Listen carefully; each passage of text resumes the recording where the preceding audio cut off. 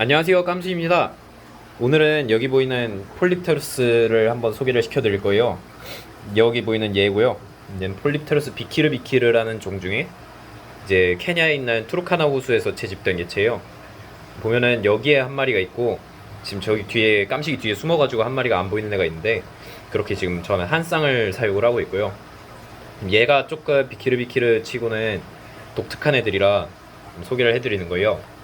일단 폴립테루스 비키르가 뭐냐면은 이제 폴립테루스 중에 비키르비키르라는 종을 일단 최고로 꼽고 그게 비키르라는 종 안에 두 아종이 있는데 그 중에 한 종인 거예요. 그러면은 비키르 라프라디라는 종이랑 비키르 비키르라는 종이 있는데 여기 보시면은 여기 옆에 있는 애 있잖아요. 얘는 비키르 라프라디라는 종이고요.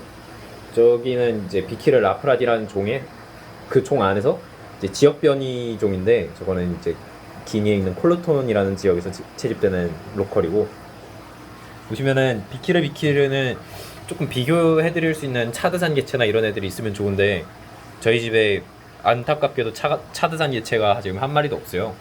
일반적으로 유통되는 비키르비키르 중에 제일 대표적인 게 차드산이라 그러긴 한데, 일단 보면은 옆에 여기 있는 애는 나일강산 개체고요. 얘는 비키르비키르인지 비키르 라프라딘지 아직 확인이 안 되는 개체예요.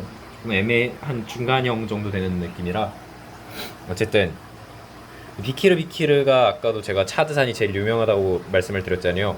근데 얘는 특이하게 케냐의 투르카나 호수에서 왔어요. 여기 나왔네요, 암컷 개체. 케냐의 투르카나 호수는 이제 케냐 북쪽에 에티오피아 국경 있는 데 있는데 특이하게 이쪽에서 나오는 고기들이 다 커요, 사이즈가. 보면은 여기 있는 애가 투르카나에서 온 폴립테루스 세네갈인데 얘도 보면은 일반 세네갈 사이즈는 아니잖아요. 이게 일반 세네갈이면 얘 딱 절반 정도 자라야 되는데 투르카나 세네갈 같은 경우는 이제 40cm 이상으로 자라는 애들이 훨씬 많고요. 비키르 같은 경우도 이제 되게 대형 개체들 막 80cm 넘어가는 그런 애들도 꽤 있다고 그래요. 보면은 두상이나 체형, 그리고 가장 중요한 건 이 비늘 느낌도 굉장히 다르고, 이 비늘 느낌 다른 게 왜 중요하냐면은 이제 이 비키르비키르라는 종이 이제 화석종이죠. 얘랑 유사종인데 화석으로 나오는 애들이 비키르 오르나투스라는 종이 있어요. 걔네가 나오는 채집 산지가 그 화석이 나오는 산지죠.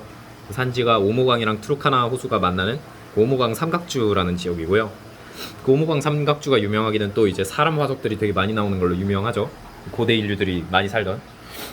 근데 이제 거기서 얘네들도 똑같이 생긴 화석이 나와서 이제 이게 과연 차드산이랑 같은 종이냐 아니면 나이지리아 쪽에서 나오는 애들이랑 같은 종인지, 그리고 이게 그 화석 개체들이랑은 또 얼마나 다른 종인지 그런 거를 조금 연구를 해보면 좋을 것 같아서 계속 키우고 있고요. 이제 비키르 오르나투스가 나온 이제 지층은 한 10,000년 정도 지난 지층인데 이게 생각보다 이제 그 고생물학 하는 사람들 입장에서는 굉장히 짧은 시간이라 이게 그 종이 그대로 별로 안 변하고, 안 그래도 폴립테루스 자체가 고대어종이라 옛날부터 모습이 안 변하는데 얘네들이 10,000년 전 모습을 그대로 갖고 있고 그 화석이 그대로 나오는 걸 수도 있어서 지금 되게 흥미로운 로컬이에요. 그냥 단순히 관상어로서가 아니라 이제 학술적으로도 되게 흥미로운 로컬인 거예요. 그 외에도 얘네가 이제 브리딩이 돼가지고 옛날에 이제 카미아타라는 업체에서 폴립테루스 비키르비키르가 번식이 됐었는데 그때도 이제 투르카나산 개체들이 갖다가 번식을 했었거든요. 그때도 이제 한번 비키르뿐만 아니라 그때 이제 그 비키르 번식 때문에 이제 폴립테루스 자체가 이제 한번 붐이 있었고, 이제 비키르 번식 자체가 이제 폴립테루스 브리딩하는 사람들한테는 한 번쯤 이제 꿈꿔볼 만한 건데, 투르카나는 그 중에서도 이제 거의 그냥 물고기 자체가 환상종 같은 느낌이었어가지고 몇 년 전까지만 해도.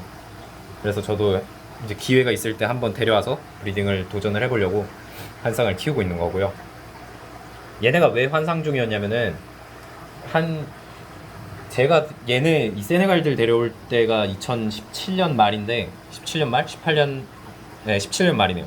17년 말이었을 텐데 그때만 해도 케냐에는 물고기를 수출하는 업체가 없었어요. 특히 민물고기는 해수어 같은 경우에는 수출하는 데가 있었는데, 근데 이제 투르카나가 심지어 그 와중에 그 분쟁 지역이라 내전이 있거든요. 그래서 어부들이 채집 갔다가 막 총 맞아 죽기도 하고 그런 일들이 되게 사고가 많았어가지고 이제 심지어 일본 이제 업체에 일본 업체에서 직접 가서 채집을 해왔었는데 예전에는 그 사람들도 갔다가 막 납치당할 뻔하고 그런 일들이 몇 번 있었어서 이제 아무도 안 가려고 하던 그런 동네요. 투르카나가 그런 동네에서 되게 힘들게 채집이 돼서 이제 유통이 되다 보니까 가격은 당연히 높았었고, 그래서 옛날에는 막 투르카나 비키를 야생개체 한 마리 막 2천만 원 이렇게 했었는데, 그게 막 매니아분들은 되게 오래된 얘기인 줄 아시는데, 제가 얘네 이 세네갈들 데려올 때만 해도 비키르가 한 마리 막 1천만 원, 2천만 원 이랬어요. 투르카나 비키르들이. 세네갈만 해도 지금 요즘 국내 비키르 유통되는 가격만큼 했으니까 이거 두 마리 가격이. 그러다 보니까 굉장히 저한테는 좀 특이한 의미가 있는 애들이요.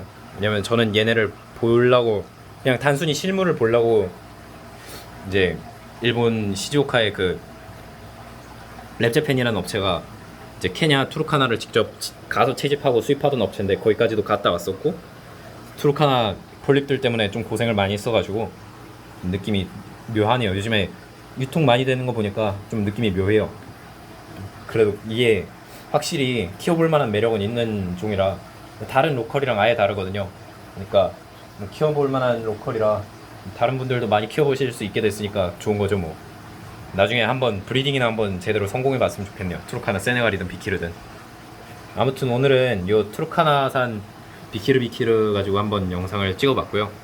다음번에는 아직 뭐 찍을지 고민 중이긴 한데 요 쿠바가 가지고 한번 촬영을 해볼까 싶네요. 그러면은 좀 다음에는 다른 영상으로 찾아오겠습니다. 감사합니다.